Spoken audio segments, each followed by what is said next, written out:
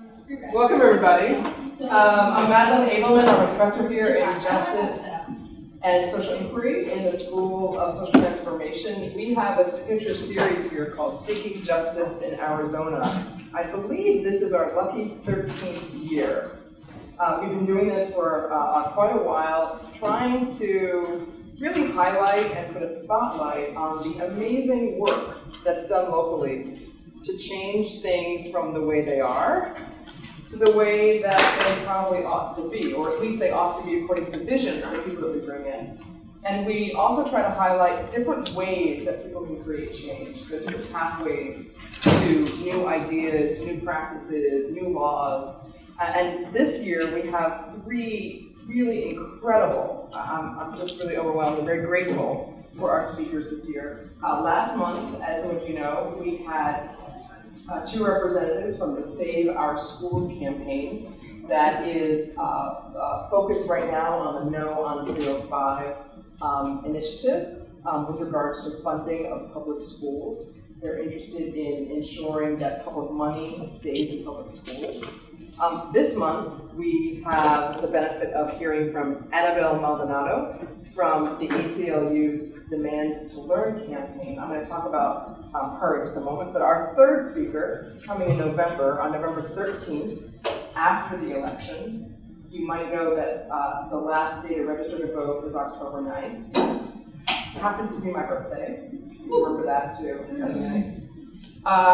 So the third speaker in our series, or speakers in our series, are three young people who are coming to represent the March for Our Lives Arizona campaign. Some of you might be familiar with it. If you're not, Google March for Our Lives. I think it'll be interesting to see what they're going to have to say to us after the election in November 13th, right here, same place, same time.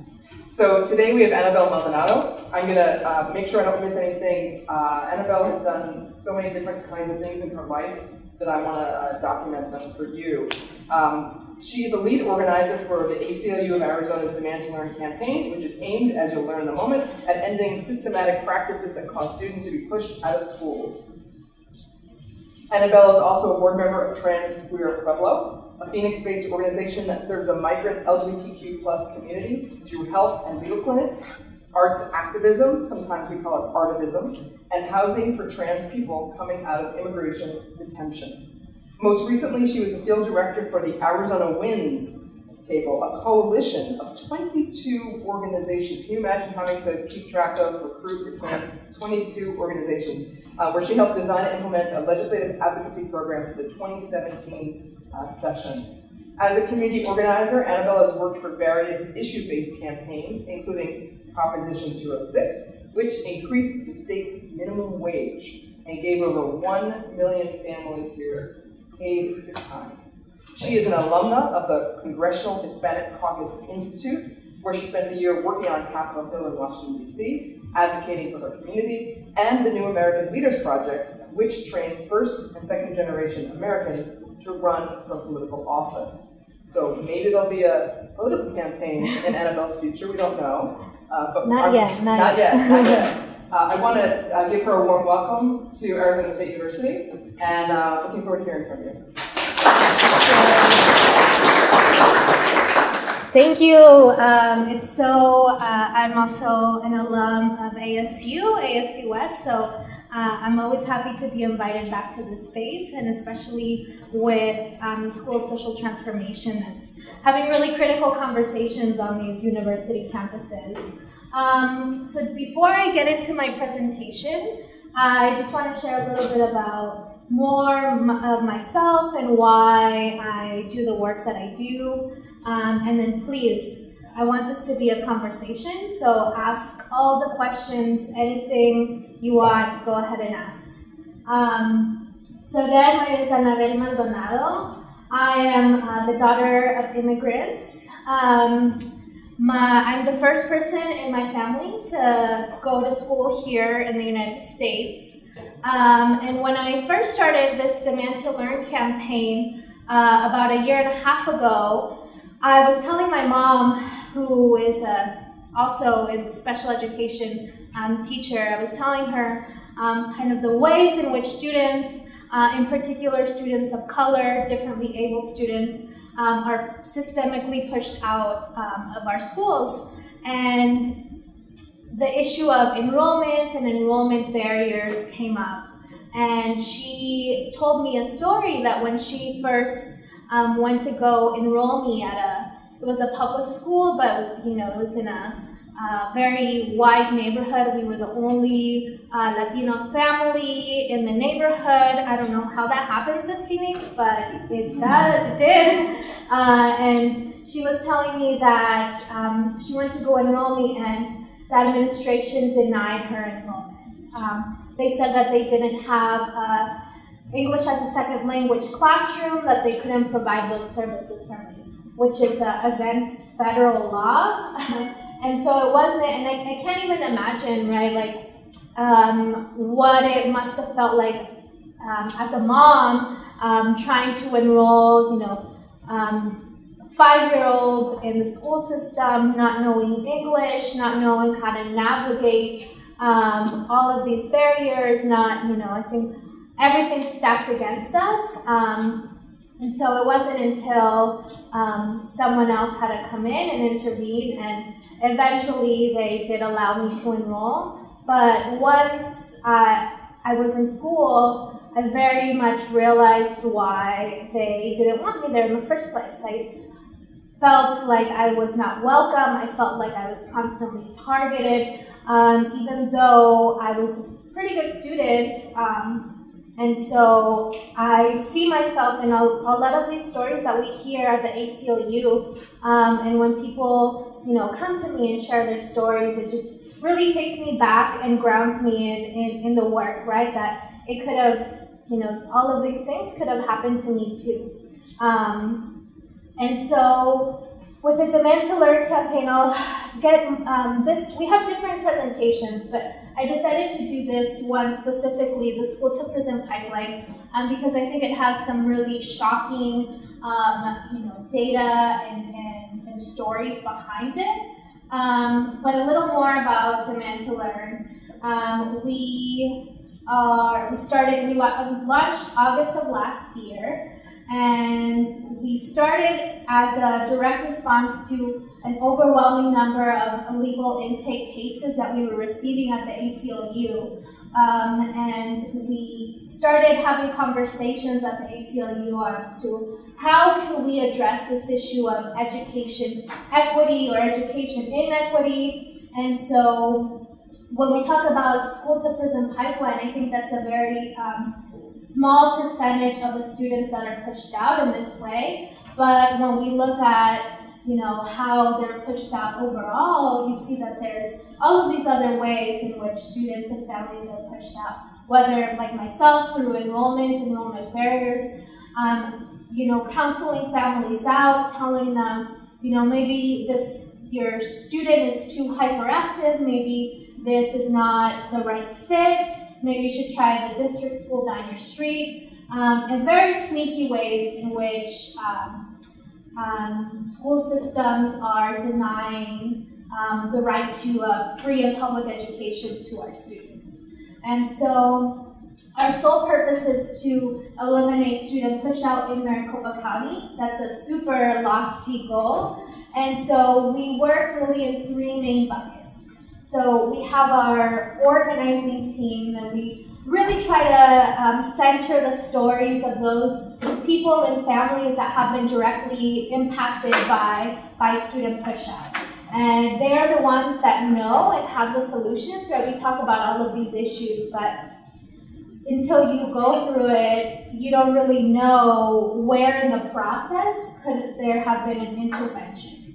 And so it's really, I think a key value of our campaign to center those voices and to share power, not only with parents, because I feel like many times these conversations that are pertaining students are always, happening in rooms where there's no students present.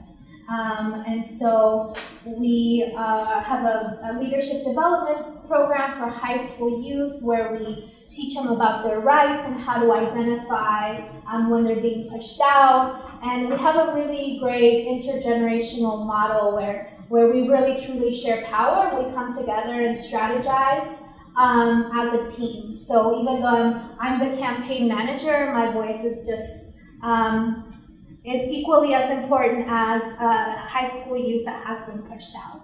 And so this organizing, that's the base of everything. The stories that we hear is, how we persuade people to change policies. And then we have our policy arm, which I really lead. And so we've been doing a lot of work at the State Charter Board. The State Charter Board is one of 3 state boards. All of the members are appointed by Governor Ducey. And if you can imagine, we're the first organizing campaign to target the State Charter Board because they're the authorizers of over 530 charter schools. They can change policy that would affect over 200,000 students. So we saw it as like the biggest bang for our buck to organize there. And we always say that this is happening across the board in districts and charters. We're not anti-charter, we're anti-discrimination. And so, I think there's been a lot of conversations around charter accountability that's been hyper-focused on finances. And so one of our goals is to try to shift that conversation around how do we hold charters accountable when they are violating our students' civil rights and civil liberties. So I'll talk more about kind of our 2-year plan and some of the really exciting work that we're doing, but let me go ahead and get into this presentation. And if you have questions, just shout it out, however you want to do it. So I'm going to stay back here because I don't have a clicker. So when we talk about student push out, really we always ground the conversations and the root of the cause as this family and child dynamic. There's a lot of trauma in our neighborhoods, especially neighborhoods like mine. Growing up like in Maryville, hyper-policed, and you have all these families and children that are experiencing constant traumas, and they make up entire communities that then feed into schools that are neighborhood schools or otherwise that are then have to do a lot more with a lot less resources. And it's not just a place to go in and go to class, but I think schools have to deal a lot with mental health issues and all of the issues that families bring because they're the first point of contact. And so when we talk about student push out and the school to prison pipeline, we truly believe in demand to learn, that at the core of this issue is always a conflict between teachers and students. So if we can zero in and help teachers and students have better relationships, that the school to prison pipeline student push out number of suspensions would decrease. And I think it's an important distinction to make, that when a teacher refers a student outside of the classroom, the teacher no longer has any say as to how the student is going to be disciplined. And so, the teacher might have had a really rough day, kids are running all over the place, and as a solution, right, it's school systems tell teachers, send them to the office. But then whoever receives them at the office, the assistant principal of discipline or whoever the authoritarian disciplinarian in the school is really the one that makes the call as to, sending the student back to the classroom, giving them in-school suspension, out-of-school suspension. And so it's like people that don't really know the child making decisions about the student's life and how they're gonna, miss X days of instruction. So who knows, who can take a guess as to why 1972 is an important date when we talk about the school to prison pipeline? Any guesses?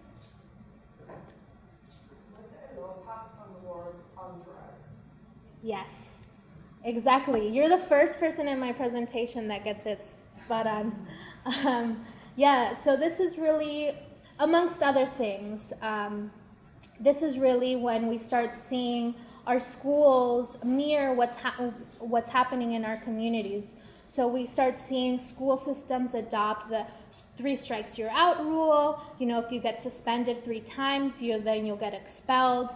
And so this is a pivotal moment in how our school climates have changed over time and have become more punitive and have starting to mirror like what prisons look like. And I have a lot of conversations with youth and like Phoenix Union and some of these other school districts and lower income school districts that they say like, it looks like we're literally behind bars in this school, and that's definitely not the case for all students.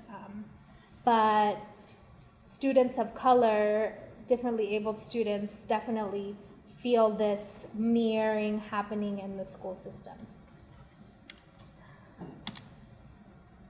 So I really like this because I think it really does a good job of showing kind of the trajectory of the school to prison pipeline. So we, in the Demand to Learn campaign, really always talk about days of missed instruction, which can translate to decreased time in supervised learning, and that automatically puts you at behind if you're constantly being sent out of the classroom, missing instruction, and then it becomes that much more difficult to come back in and reintegrate into the classroom and catch up on all of the material that you missed. And many times we see schools that don't have the extra help in tutors and all of these other things that could help students kind of reintegrate and catch up on their missed instruction. And so be paying attention as the 2 times more likely, because it paints the picture of how one action kind of has a domino effect on the student's life. And so I like to tell the story of one of our mothers. She's one of our lead mothers in the campaign. She came to us through our legal intake hotline, and she has a 12-year-old, now 13, that he was suspended out of school for like 3 days. Mom and dad were out working. Both of them work 2 jobs. You know, they don't get home until late. The student was walking to the Circle K down the street during the middle of the day to get, snacks or whatever. And he gets stopped by Phoenix PD. Phoenix PD tries to contact mom and dad. Mom and dad are working. They're not, able to answer and pick up. So then he gets picked up by Phoenix PD and spends 2 nights in the Durango juvenile facility. 2 nights. He was 12 years old. And so it has much bigger consequences depending on the neighborhood that you live in. The student was just suspended for 3 days, and all of a sudden that, turned into 2 more days of spending the night in a jail, and that has been really traumatizing for him. And I think that's why we do the work that we do for families like that. And so when you come in contact with the juvenile justice system, I think it really increases your chance of arrest, and it becomes that much harder to, get out of the system, because then you always have that on your record. And many schools, even though legally they're only allowed to deny enrollment if you're expelled, many times school systems use this as a way to deny enrollment. So it has long-lasting consequences in a student's life. And so this is really the connection of decreased time in supervised learning, falling behind academically, and then has this whole cycle, right? And sometimes I don't like to use the term pipeline, because I feel like it makes it seem like it takes a long time for it to happen. But in the case of this family that is one of our core leaders, that happened in a day and a half. And so this can happen really fast. But we also see school systems targeting students over and over again and constantly suspending them. And so they go around the cycle until one day they get caught up in the juvenile justice system. And juvenile detention increases school disengagement and dropping out goes from a 1 in 10 chance to a 1 in 4 chance. So that's a huge increase. And we all know then what happens when you are in the justice system and all of the legal ways in which our society can discriminate against people that way. So dropping out of high school quadruples the probability of going to prison. And so when we talk about student push out and school to prison pipeline, it's this is by design. This is all happening by design. Our schools are targeting, Black, Brown, Native students, students that are more difficult to engage in the classroom, so that they can fill their bed somewhere.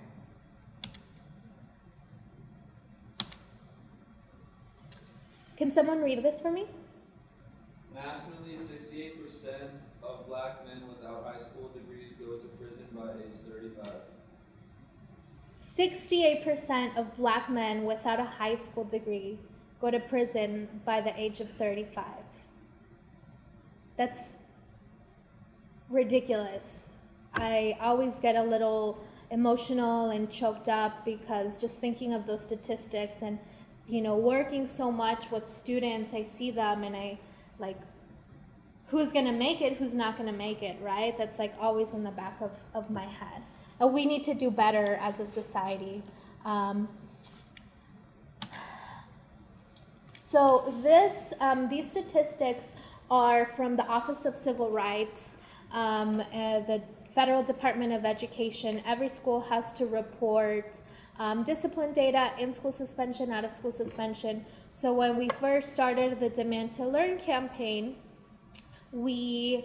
our first step was really to break down all of the data in Maricopa County by every single school in Maricopa County, both elementary, middle school, and high school. And these are the numbers that we came up with. So in Maricopa County, Black students are 8 times more likely to be pushed out than their white counterparts. Latinos, 6 times more likely.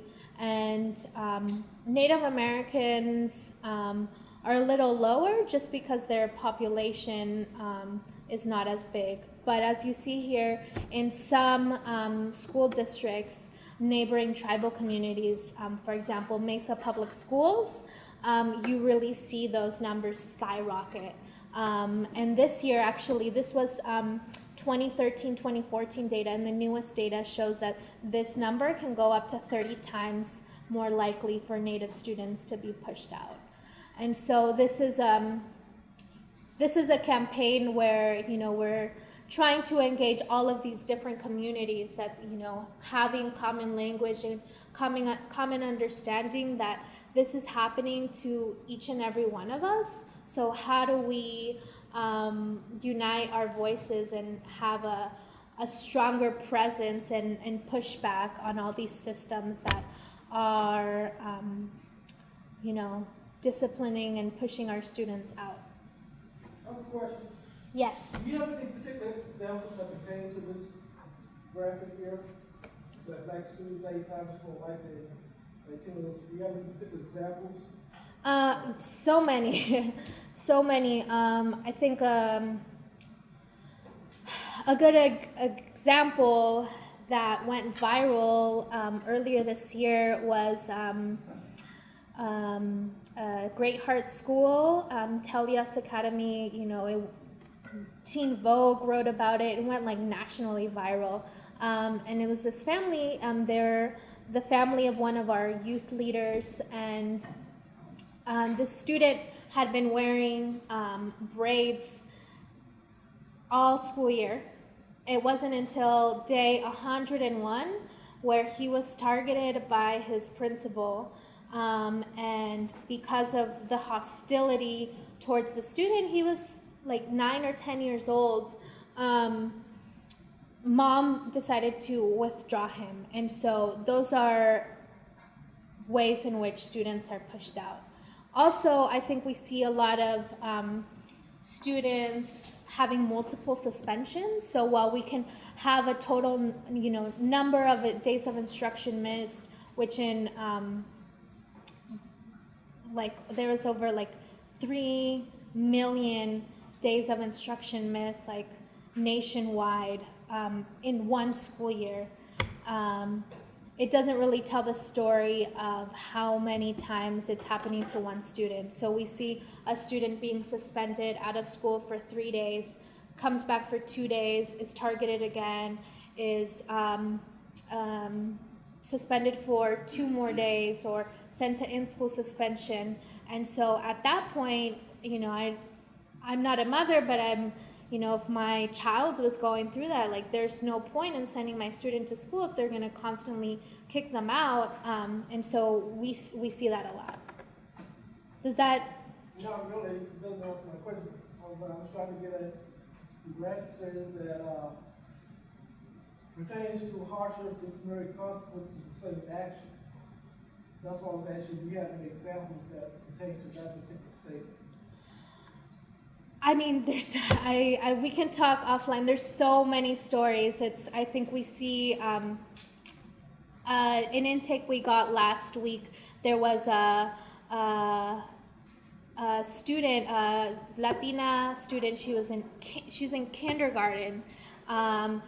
She was playing with her white peer. They were they were playing with scissors. The white student, her white friend, was not suspended. She was suspended for 3 days in kindergarten. Playing with scissors, that was the thing they were doing that was wrong. What was that? What were the 2 students doing that was wrong? Playing with the scissors? Is that what you said? Yeah. Okay. And so we see that a lot, or when there's interactions in school, when there's a fight, students that were maybe not even involved get punished and suspended, or get more days of suspension versus their white peers. Does that answer your question? Yeah, I guess so. Thank you. Yeah. So there's so many ways in which it happens, and so they're constantly trying to outsmart us, right, on how they can push students out. So for me, always the answer lies in the stories that we hear.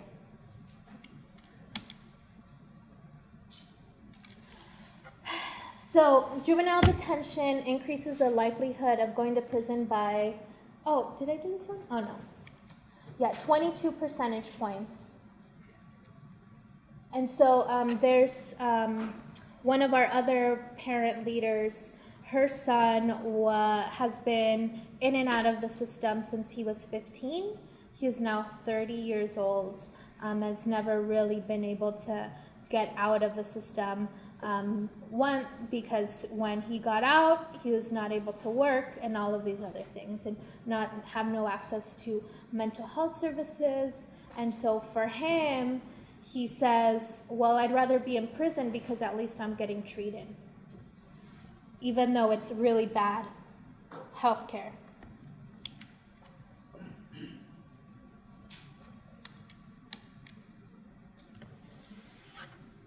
So when we say, the war on drugs and all of these things started, schools started mirroring what's happening in our communities.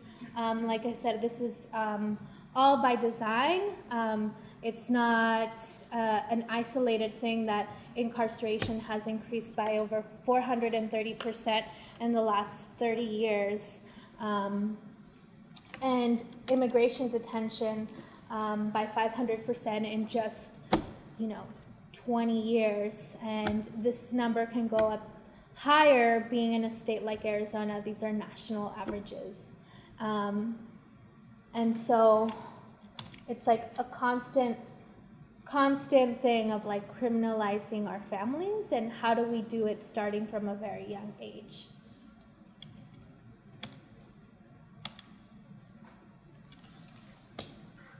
Can someone read this for me? 53% of people in prison have a substance abuse issue. 56% have a mental health problem. Yeah, and the reason I included this in our presentation, because I think it speaks to, how we should be approaching education as teachers, as education leaders, and that we really have to, have this conversation about mental health and trauma. There's what we call ACEs, Adverse Childhood Experiences, which actually measures how much trauma you've had in your life, and it gives like a certain points to students. And so the higher ACEs you have, the higher the probability that you're going to be pushed out of school, because teacher, administrator doesn't know how to handle all of this like emotional baggage that these children come to their schools with.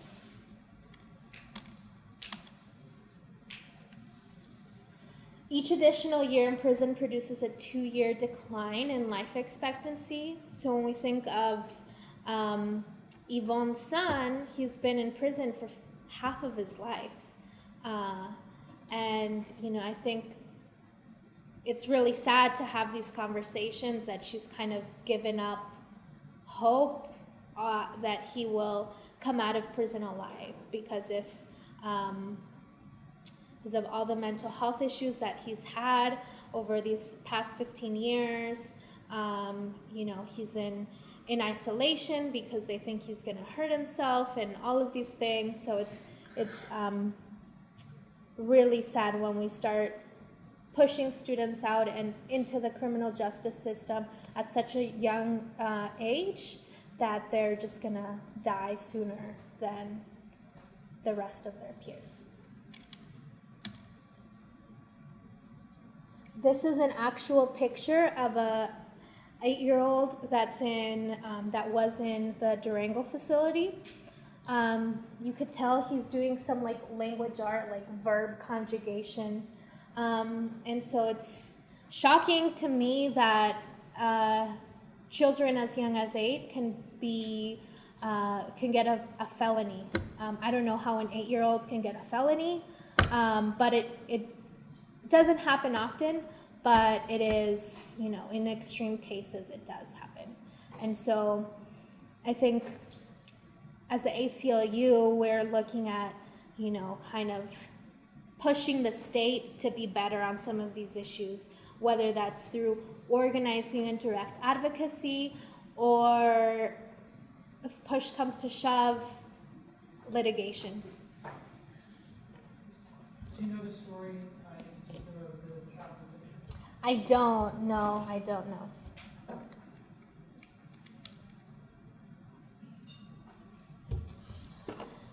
So, like I said earlier, upon release, all these forms of discrimination become, legal, not having access to stable housing, no access to proper health care, having really low wage jobs. And that really, when we see, I think we work with different school systems, and one of them, Fowler School District, we were having a conversation and we were looking at their data, and they're like, we can't figure out why all of these students are acting out all of a sudden, like all of them.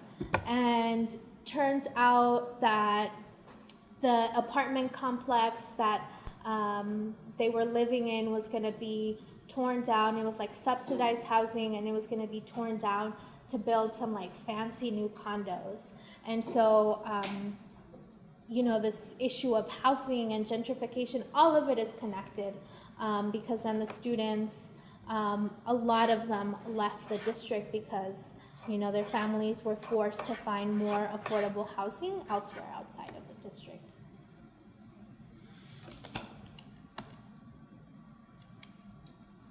And all of these things just make it that much more likely for you to, if you were incarcerated, to fall back into the system.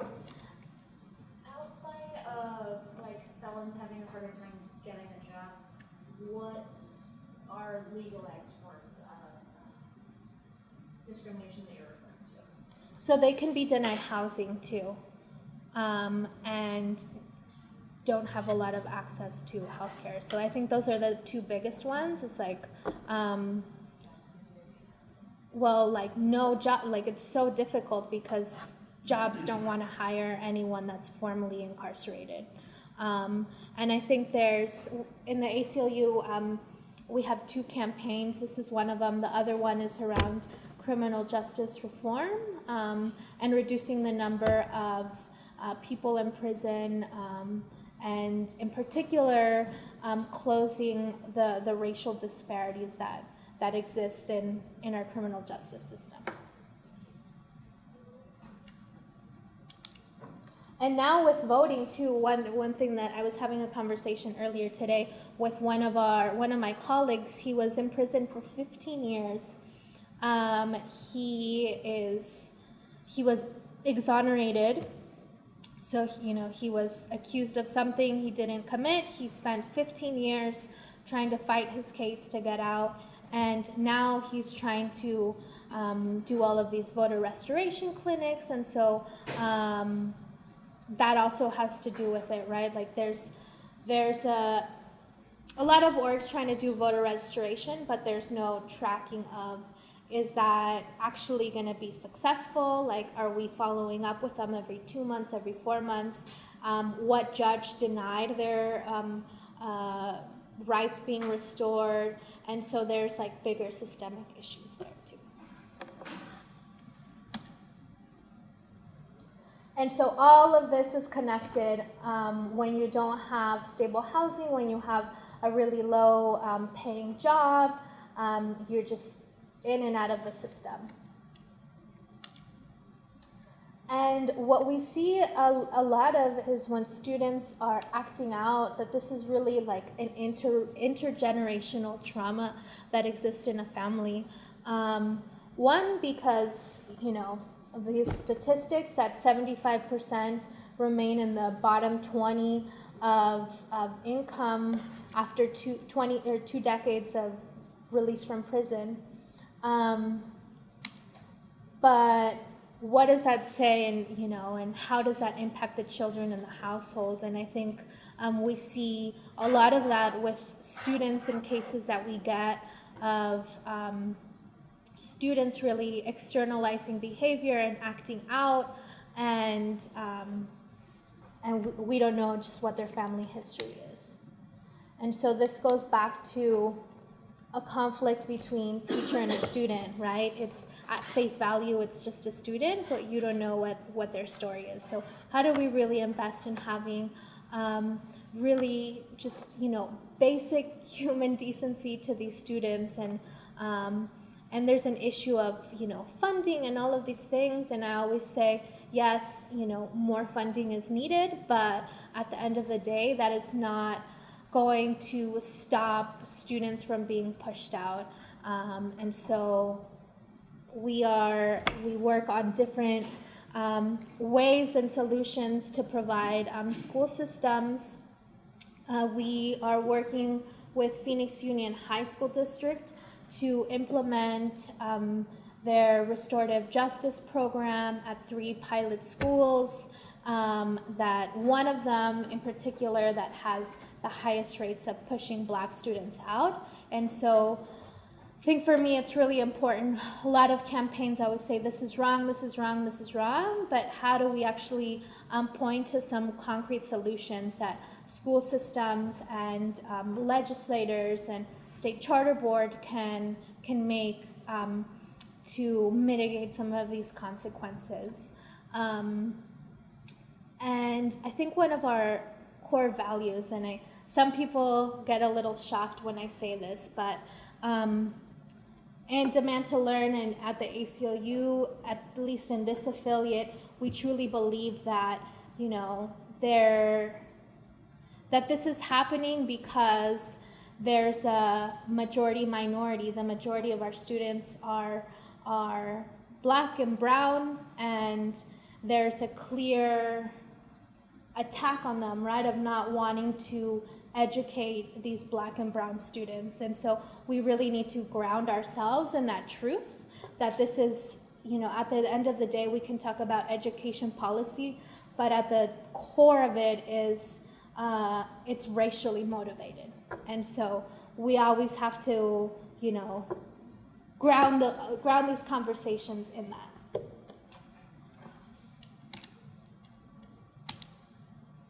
Yeah, I talked a little bit about ACEs. Can someone read this for me?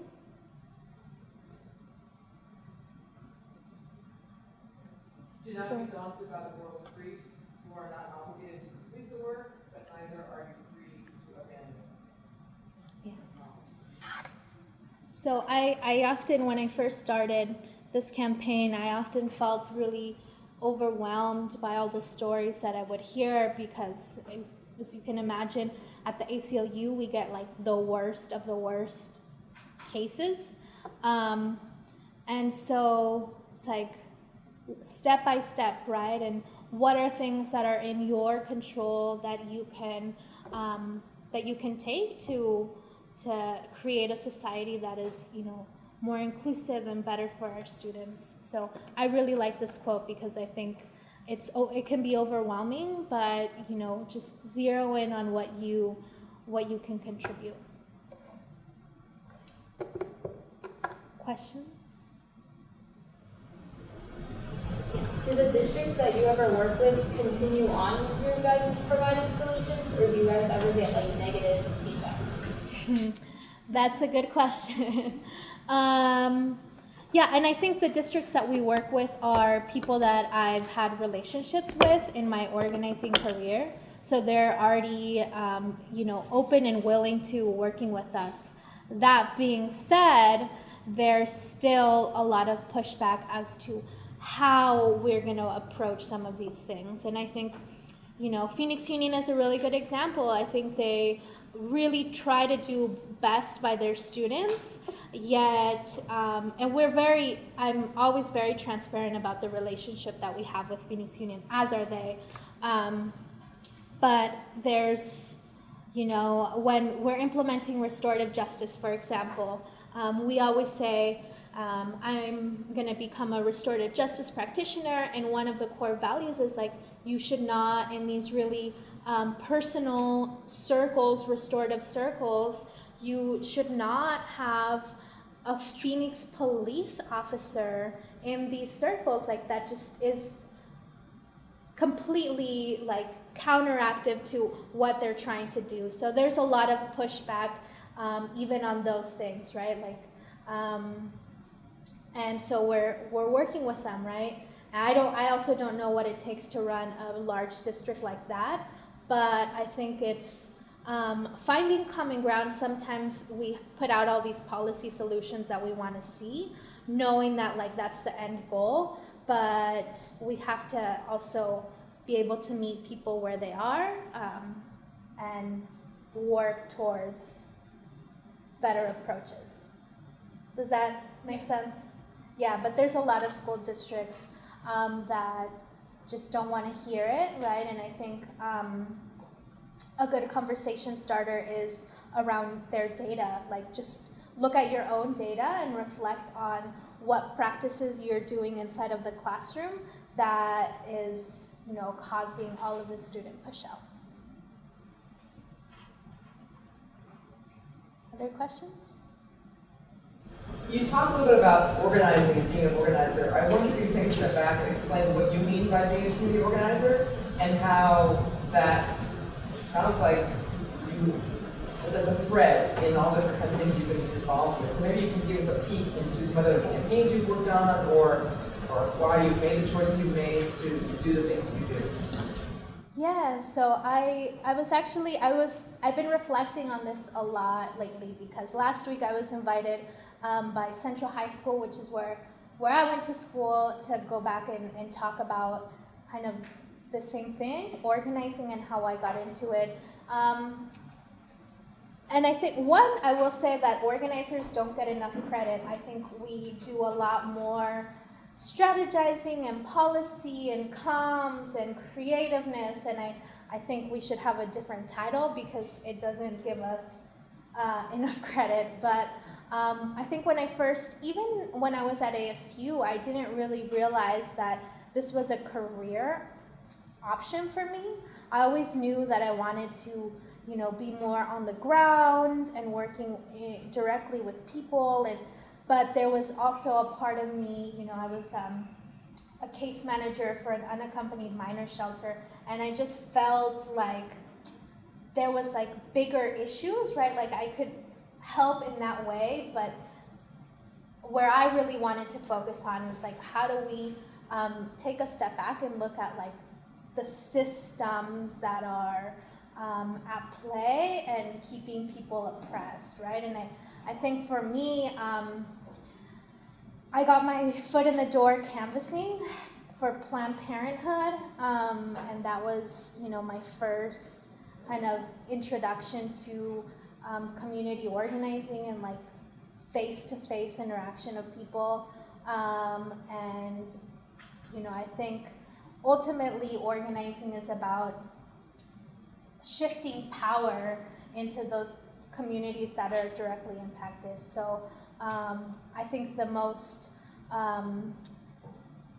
talented organizers are the most authentic ones, and that can really hear the stories and identify and recruit and develop leadership in others. At the end of the day, that's my role as an organizer, and I hope that I just hired a young organizer that's fresh out of college, and my ultimate goal is for in 2 years for her to take over this campaign. And organizing is all about developing leadership in others, and not about ego or being on the news or this. It's about cultivating that power. And I love organizing. I want to be an organizer forever, and I can have different roles and work at a fancy place like the ACLU, but in my core, once an organizer, always an organizer. And I think when you're in it, you just view things very differently, and it's how do we co-create solutions together? And I love it because I get to collaborate with a bunch of amazing young people and creative minds, and so there's so much to do. And if you're interested in just having more of a conversation about what organizing is and what it means, I'm happy to share my information with you all. Do you have internships? Yes, so we just started a cohort. Every semester we have internships at the ACLU through legal, communications, and then through our advocacy department. So I'll leave my card in the front, and if you're interested for the spring semester, let me know and I can send you some stuff. Yeah, I have a question. Do you recognize the role that students might play in their difficulties in their environment? Absolutely. I think that's why this is a really complicated conversation. You know, I don't think that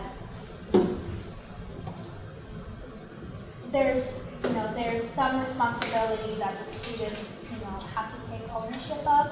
But I think in this campaign in particular, we are here to serve and amplify the voices of students and parents.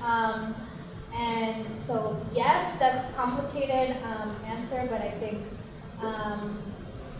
we can't do it all either. So like we are really hyper focused on amplifying those voices and those stories. And yeah, sometimes like students make really stupid decisions, right? And like, why would you take a BB gun to school? But at the end of the day, we still believe that student has a right to an education, regardless of what they've done. So do you all do any work within the community, within what I mean by that, with young people in the community, with families in the community, about what the expectations are when you enter the classroom? And I say that because I'm a former teacher. You cannot teach if there's no order in the classroom. Everybody can't come into the classroom and do their own thing. Okay? So there has to be that expectation of this is what goes on in the classroom. Okay? This is the appropriate conduct that's expected when you enter into the classroom. And many students, especially, and I hate to say it, many students of color come into the classroom as a social hour. Because they haven't been taught, okay? They haven't had that environment which is nurtured, that this is what goes on, this is a learning environment. Yeah. So I think you guys should really, if you're really interested in why students are, being sent to the principal's office, why teachers want to run the classroom, because you cannot teach. Okay. When I taught, I would tell people, my students, this is the social hour. Okay. And this is my classroom. Okay.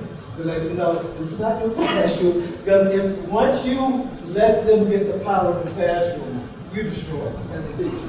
Oh no, we see it all the time, and I honestly, I hear you, and I work with a lot of teachers and principals on a daily basis. I don't see that being the role of this campaign, but I've had many conversations with school systems leaders, principals, and focus groups with teachers. Like, that is an expectation that the school has to set in the beginning. You can't enforce a rule or student code of conduct or whatever without setting that expectation from the very beginning. I was wondering if you could talk to the idea of teacher turnover and missing teachers. I'm building on the comments of the Save Our Schools folks offered to us last month, with the number of teachers who are missing in our schools, and the number of teachers without licenses, the Teach for America presence in our local schools. How does that affect student either behavior and or school treatment of students in their schools? Yeah, I think it's, like I said, it always goes back to this teacher-student relationship, and you can't really be invested in having a positive relationship with your student if you're not invested in your community. This is just like a resume builder, TFA, I'm on to grad school, right? Like, how do we actually, I think that's a larger issue that also plays, right? And not having enough teachers of color. Well, sometimes we see that maybe it's teachers of color over discipline. So it's all of these things, and I think ultimately one of the things that we've been talking about with some of our school districts is like, how do we have really intentional conversations with our teachers about implicit bias and how that plays out in the classroom. So, I mean, turnover and all of that, but I think at the core of it, it's that how do we have teachers that recognize their implicit bias and whether they have, I always try to assume best intentions, but it comes out, and we all, even in me, right, even as an organizer.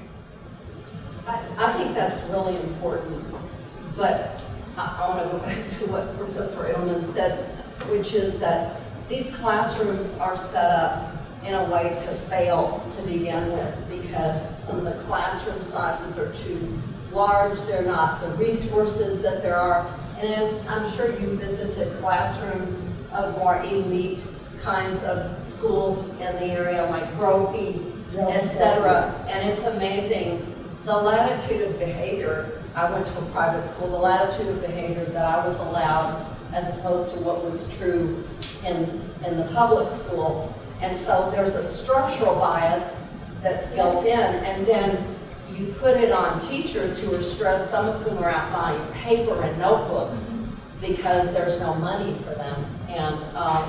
And so it's, to me, really important to always look at not just the individual attitudes, but the structure of education, which...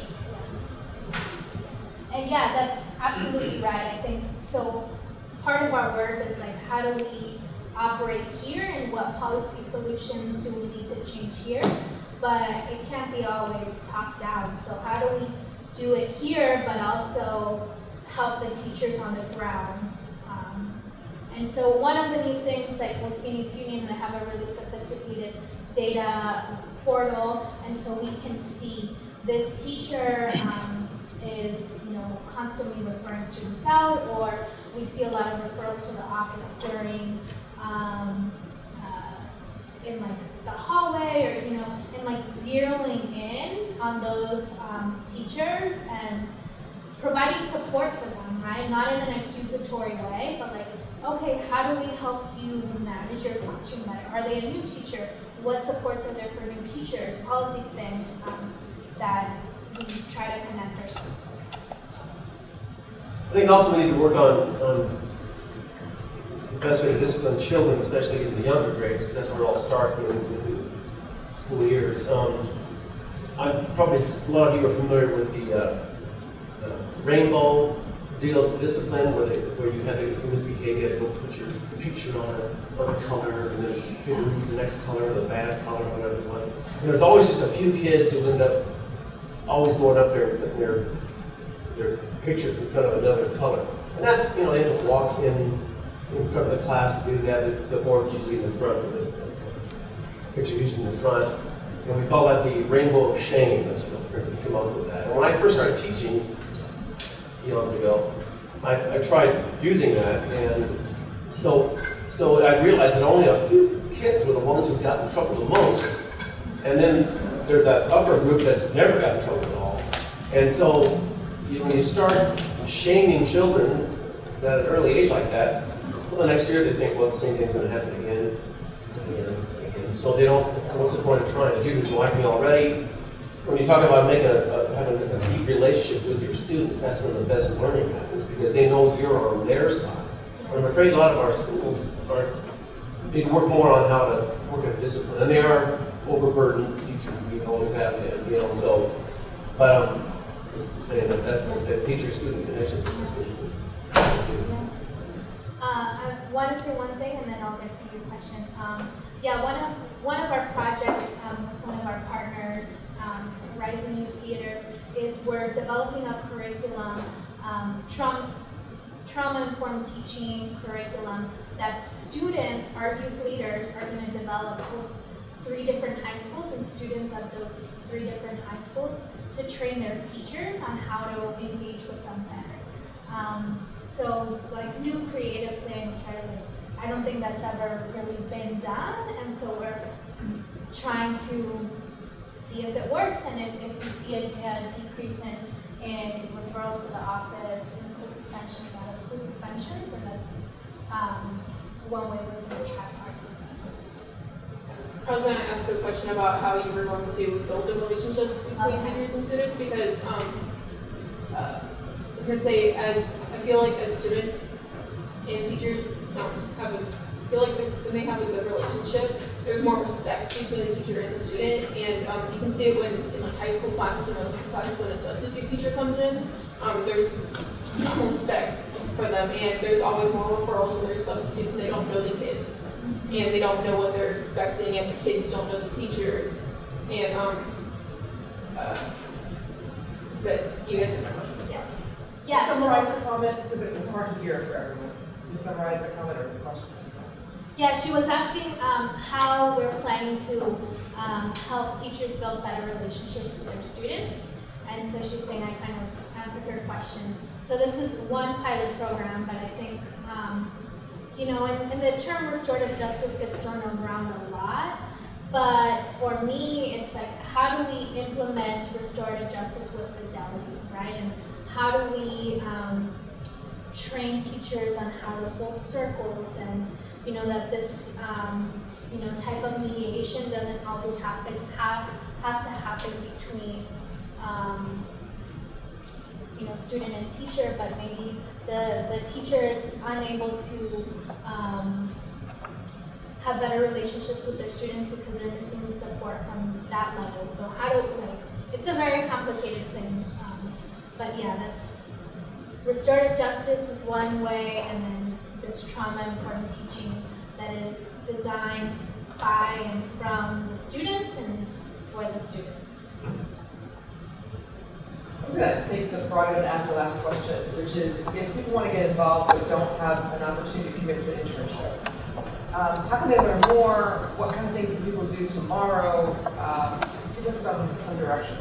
Yeah, so I have up here, we're gonna have a few different events from here until the end of the year. So I have some commitment cards if you want to get involved.